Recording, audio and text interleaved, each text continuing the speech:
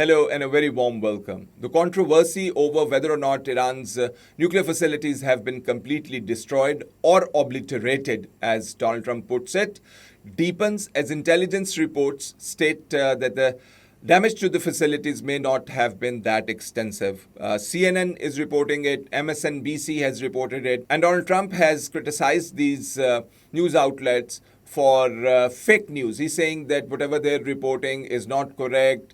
They're doing a lot of damage to his administration.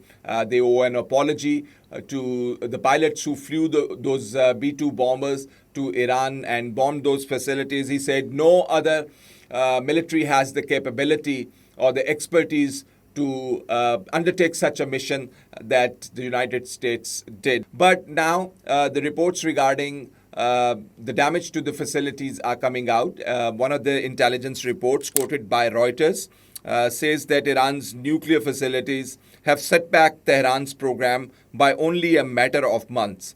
And they quote three sources, and at least two of the sources are with the Defense Intelligence Agency. It is being said that the initial or the preliminary report may change later, but it is quite credible. At least two sources have reported it to different news outlets. Questions are also being raised with regard to the mysterious missing highly enriched uranium. You would remember that IAEA, somewhere a week before the strikes took place, had come out with a report that Iran has enriched uranium to 60%, which can later be enriched to make a nuclear bomb. And that has caused a lot of stir among the European countries as well as UK and America, after which the strikes took place. And you would also remember that there were negotiations with Iran on this particular aspect. I would come back to those negotiations later, but first, a bit about that missing uranium.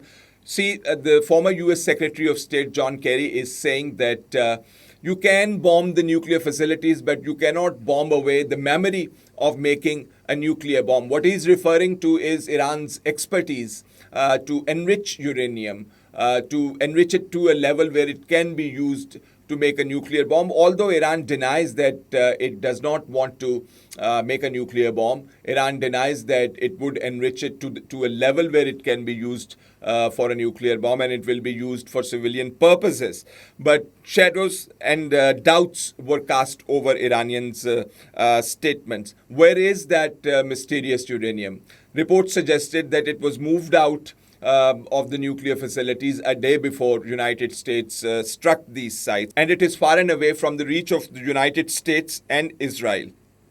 Now, the real question is, which is really haunting the US administration, whether Iran would come back to the negotiation table or not.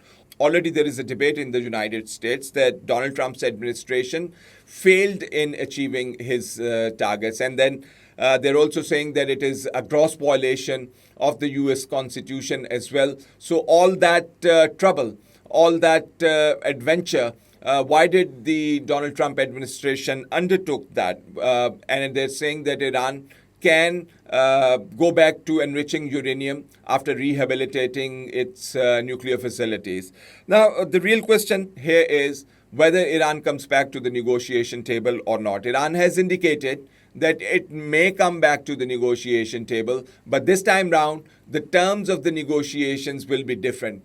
One, it can negotiate with IAEA and let them in and let them inspect their nuclear facilities. Second, it limits their access and says that it needs a broader agreement where it can enrich uranium and use it for peaceful purposes. That remains to be seen if the European countries would want to engage with Iran once more. As I had talked about earlier, engagement that was in Geneva, where European countries as well as UK and France, Germany, they all sat down and talked to Abbas Araghchi regarding continuing the enrichment of uranium completely. Those were like dictates coming from the United States. And now the situation has changed altogether, where a ceasefire has been arranged.